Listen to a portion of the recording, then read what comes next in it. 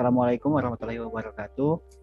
Kami dari kelompok 4 yang beranggotakan saya sendiri, Muhammad Fahmi Safiullah dengan NIM 2006061110061 dan teman saya Fada Valencia dengan NIM 2006006110131. Di sini kami akan membahas tentang al-ihsan dan hakku al-iltifat dalam bangunan arsitektur. Dalam bangunan fikih arsitektur. Pertama, di sini saya akan menjelaskan tentang latar belakang. Dalam Al-Quran terdapat 166 ayat yang berbicara tentang ihsan dan implementasinya. Dari sini kita dapat menarik satu makna, betapa mulia dan agungnya perilaku dari sifat ini, hingga mendapat porsi yang sangat istimewa dalam Al-Quran. Rasulullah Shallallahu Alaihi Wasallam pun memberi perhatian yang besar terhadap masalah ihsan ini, sebab ia merupakan puncak harapan dan perjuangan seorang hamba.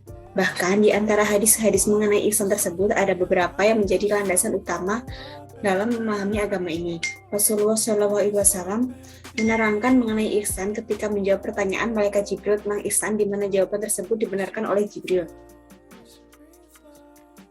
Selanjutnya yaitu pengertian al-ihsan. Kata ihsan berasal dari kata kerja fi'il hasunayah sunu hasanan, artinya baik, dan berbuat baik berasal dari kata ahsan yuhsinu ihsanan. Dalam etimologi asal-usul kata ihsan adalah lawan kata is'ah, berbuat kejelekan. Secara mandiri, ihsan memiliki arti kebaikan, membaguskan, lebih indah, kesenangan. Di dalam Kamus Besar Bahasa Indonesia KBBI, ihsan adalah baik. Menurut istilah dari percakapan Nabi Muhammad SAW dan malaikat Jibril, Rasulullah SAW bersabda, kamu beribadah kepada Allah seolah-olah kamu melihatnya. Jika kamu tidak melihatnya, maka sesungguhnya ia melihatmu. Ihsan adalah menyembah Allah Subhanahu wa Ta'ala. Dengan seolah melihatnya, apabila tidak mampu, maka bayangkan Allah Subhanahu wa Ta'ala melihat perbuatan kita. Ihsan adalah beribadah dengan ikhlas, baik ibadah khusus maupun ibadah yang umum.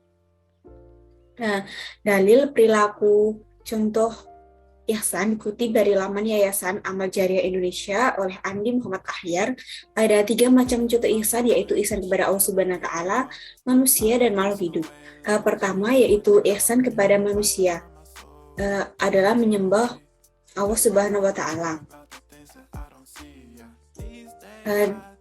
Contoh yaitu ada dalam hadis Rasulullah SAW bersabda, hendaklah kamu menyembah Allah seakan-akan engkau melihatnya, dan jika engkau tak dapat melihatnya, maka sesungguhnya dia melihatmu.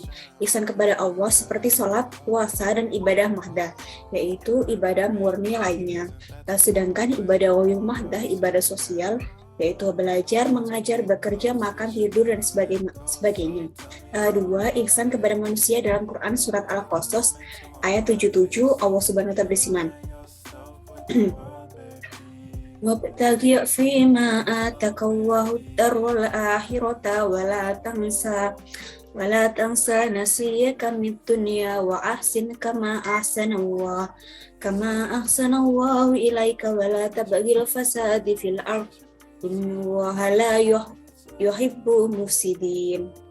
Artinya yaitu dan berbuat baiklah kamu kepada orang lain sebagaimana Allah telah berbuat baik kepadamu, dan janganlah kamu berbuat kerusakan di muka bumi ini, sesungguhnya Allah tidak menyukai orang-orang yang berbuat kerusakan.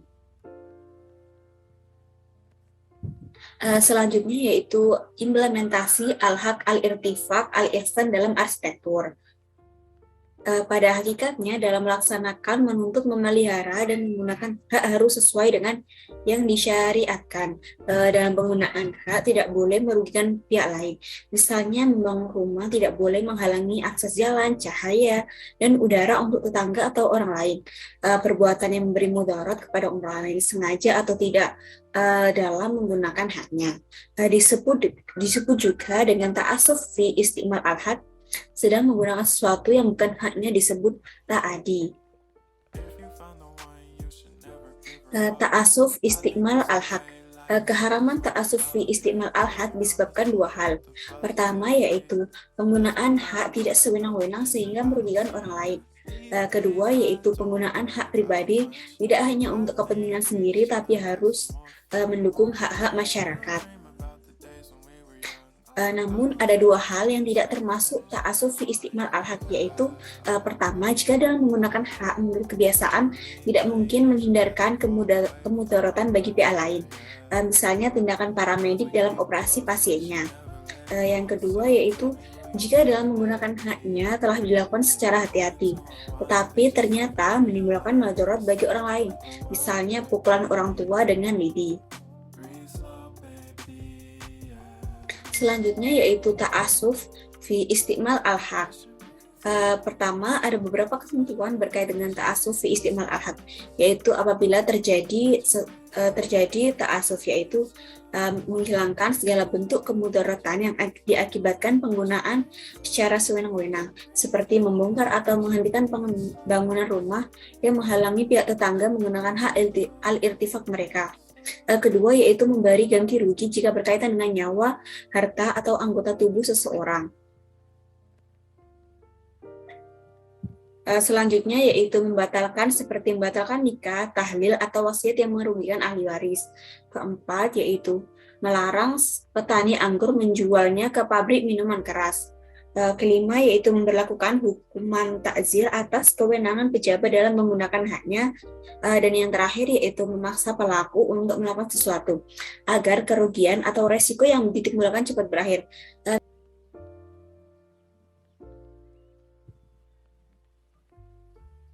Selanjutnya yaitu pengertian al-ihsan. Kata ihsan berasal dari kata fi'il hasuna yahsulu hasanan, artinya baik. Dan berbuat baik berasal dari kalimat ahsan yuhsinu ihsanan. Dalam etimologi asal usul kata, ihsan adalah lawan kata is'ah, berbuat kejelekan. Secara mandiri, ihsan memiliki arti kebaikan, membaguskan, lebih indah, kesenangan.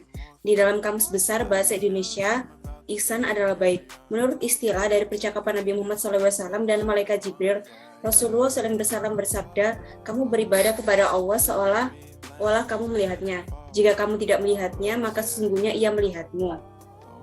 Ihsan adalah menyembah Allah Subhanahu wa Ta'ala dengan seolah melihatnya. Apabila tidak mampu, maka bayangkan Allah Subhanahu wa Ta'ala melihat perbuatan kita. Kata ihsan adalah beribadah dengan ikhlas, baik ibadah khusus maupun umum. Dalil dan contoh perilaku ihsan dikutip dari laman Yayasan Amal Jariah Indonesia oleh Andi Muhammad Ahyar. Ada 3 macam contoh ihsan, yaitu ihsan kepada Allah Subhanahu wa Ta'ala, manusia, dan makhluk hidup. 1. Ihsan kepada Allah.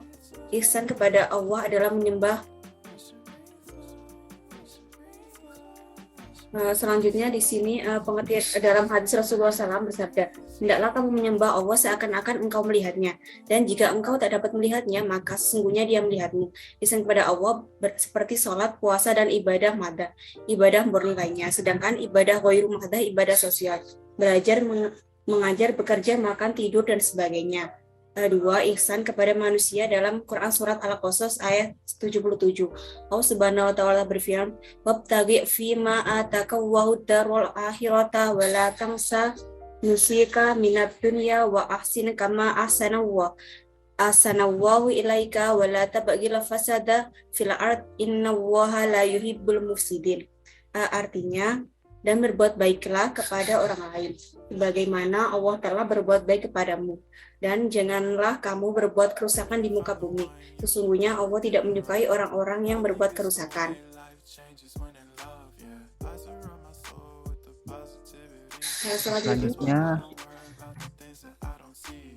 Selanjutnya ada implementasi al-haq dan al-irtifak dan al-ihsan dalam arsitektur. Pada hakikatnya, dalam melaksanakan, menuntut, memelihara, dan menggunakan hak harus sesuai dengan yang disyariatkan. Dalam penggunaan hak tidak boleh merugikan pihak lain. Misalnya membangun rumah, tidak boleh menghalangi akses jalan, cahaya, dan udara untuk tetangganya atau orang lain. Perbuatan yang memberi madorot kepada orang lain, sengaja atau tidak, dalam menggunakan haknya disebut dengan ta'asuf fi istiqmal al-haq. Sedang menggunakan sesuatu yang bukan haknya disebut ta'adi.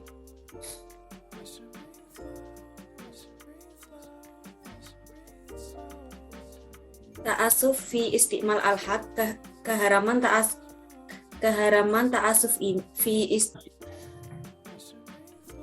Untuk selanjutnya ada implementasi al-haq dan al-irtifak dan al-ihsan dalam arsitektur. Pada hakikatnya, dalam melaksanakan, menuntut, memelihara, dan menggunakan hak harus sesuai dengan yang disyariatkan. Dalam penggunaan hak tidak boleh merugikan pihak lain. Misalnya membangun rumah, tidak boleh menghalangi akses jalan, cahaya, dan udara untuk tetangganya atau orang lain. Perbuatan yang memberi madorot kepada orang lain, sengaja atau tidak, dalam menggunakan haknya disebut dengan ta'asuf fi istimal al-haq. Sedang menggunakan sesuatu yang bukan haknya disebut ta'adi.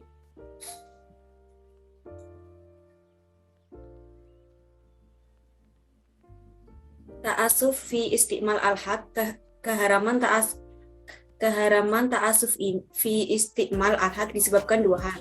Pertama, yaitu penggunaan hak tidak boleh sewenang-wenang sehingga merugikan orang lain.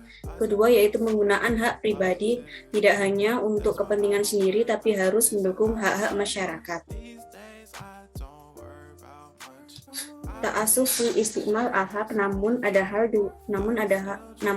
dua hal yang tidak termasuk ta'asuf fi istimal al-haq, yaitu jika dalam menggunakan hak menurut kebiasaan tidak mungkin menghindarkan kemudaratan bagi pihak lain. Misalnya tindakan paramedik dalam operasi pasiennya. Yang kedua yaitu jika dalam menggunakan haknya telah dilakukan secara hati-hati tetapi ternyata menimbulkan mudarat bagi orang lain. Misalnya pukulan orang tua dengan lidi.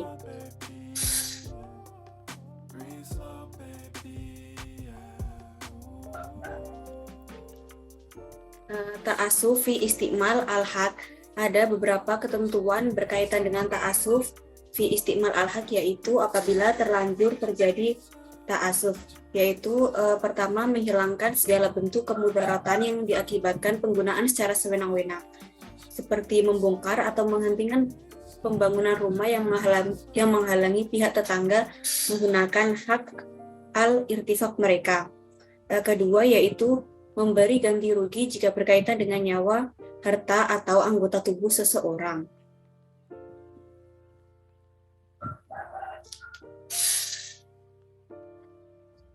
Dan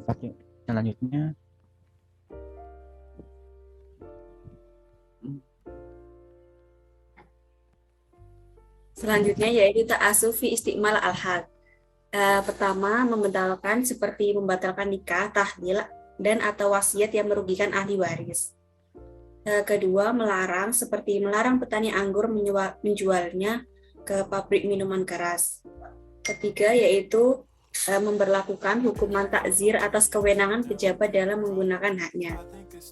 Keempat, yaitu memaksa pelaku untuk melakukan sesuatu agar kerugian atau resiko yang ditimbulkan cepat berakhir. Misalnya, memaksa pelaku ihtikar untuk menjual timbunannya dengan harga yang normal.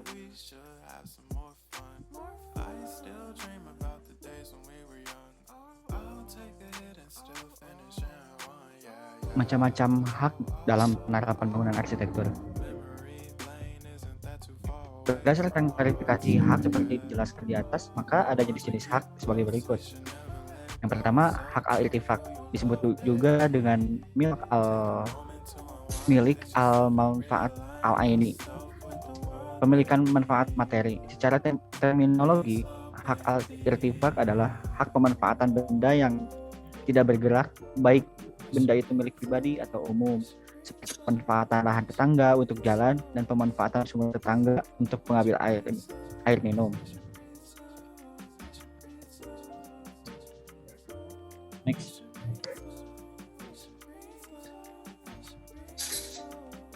Menurut Wahbah Az-Zuhaili, penyebab timbulnya hak al-irtifak adalah satu, perserikatan umum atau sejak semua barang tersebut untuk kepentingan umum.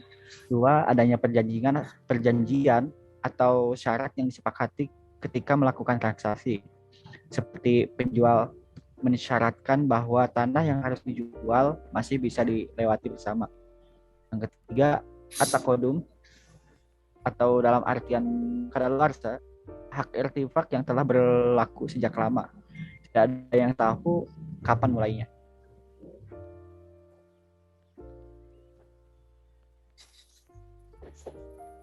Macam-macam hak al-irtifak, umum dan khusus.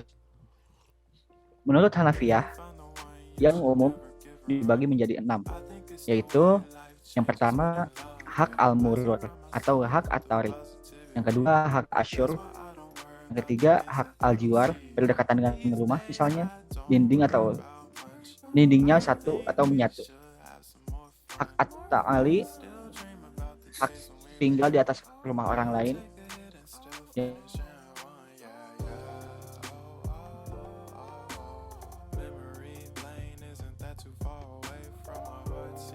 Selanjutnya yaitu hak al-masil, mengalirkan kotoran atau pembuangan. Yang terakhir yaitu hak al-majra, mengalirkan air gelahan orang lain. Selanjutnya yaitu sebab-sebab al-intifa. Pertama yaitu al-i'ara, pinjam meminjam. Kedua yaitu al-ijara. Ketiga yaitu al-waqf. Keempat yaitu al-wasiat bil manfaat. Selanjutnya yaitu al-ibahah, aturan yang berkenaan dengan hak al-intifak. Pertama yaitu dibatasi waktu, tempat, dan sifat. Yang kedua, Hanafiyah tidak bisa diwariskan karena bukan materi, jumhur bisa diwariskan. Selanjutnya yaitu pemilik manfaat berfungsi sebagai pemegang amanat, berkewajiban memelihara dan merawat milik sendiri. Jika ada kerusakan, tidak mengganti selama bukan karena kecerobohannya. Meminjamkan berarti rela atas konsekuensinya. Rela dengan sesuatu adalah kerelaan terhadap apa yang terlahir daripadanya. Selanjutnya yaitu penerima manfaat berkewajiban memberi nafkah atau biaya. Lalu pemilik manfaat dengan cara meminjam harus mengembalikan jika pemiliknya meminta, kecuali bila pengembalian itu merugikan pemilik manfaat atau bisa menahan dengan imbalan sewa.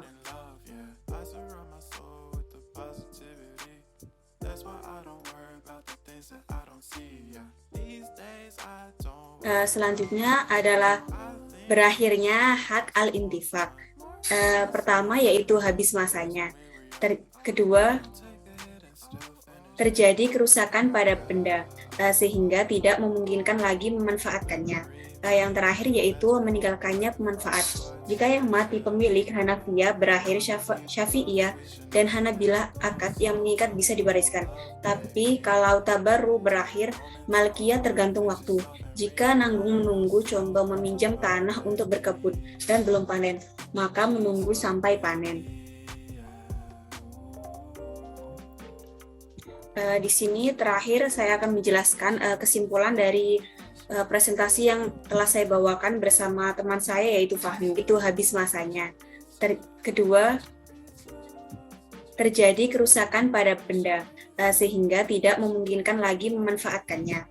Yang terakhir yaitu meninggalkannya pemanfaat. Jika yang mati pemilik, Hanafiyah berakhir Syafi'iyah dan Hanabilah akad yang mengikat bisa diwariskan. Tapi kalau tabarru berakhir, Malikiyah tergantung waktu. Jika nanggung menunggu condong meminjam tanah untuk berkebun dan belum panen, maka menunggu sampai panen. Di sini terakhir saya akan menjelaskan kesimpulan dari presentasi yang telah saya bawakan bersama teman saya yaitu Fahmi. Dari semua paparan di atas tampak bahwa al-ihsan dan al-haq, al-irtifaq merupakan aspek penting dalam pengembangan hak-hak dalam Islam. Bahwa hak Islam itu penting dalam aspek kehidupan dan bahkan perubahan-perubahan ini akan terjadi aman dan tentram jika semua hak dan al-ihsan ini merata pada semua masyarakat. Terkadang sesuatu hal yang tidak tahu kita juga harus perdebatkan, misalkan hak waris dan hak tanah yang sering kita dengar. Tentunya dalam aspek arsitektur ini sangat penting sebagai pandangan atau acuan sebagai pedoman hak-hak manusia dalam Islam. Hal ini Islam membuktikan bahwa kesetaraan dan kesamaan itu sangat penting agar tidak menjadi perdebatan.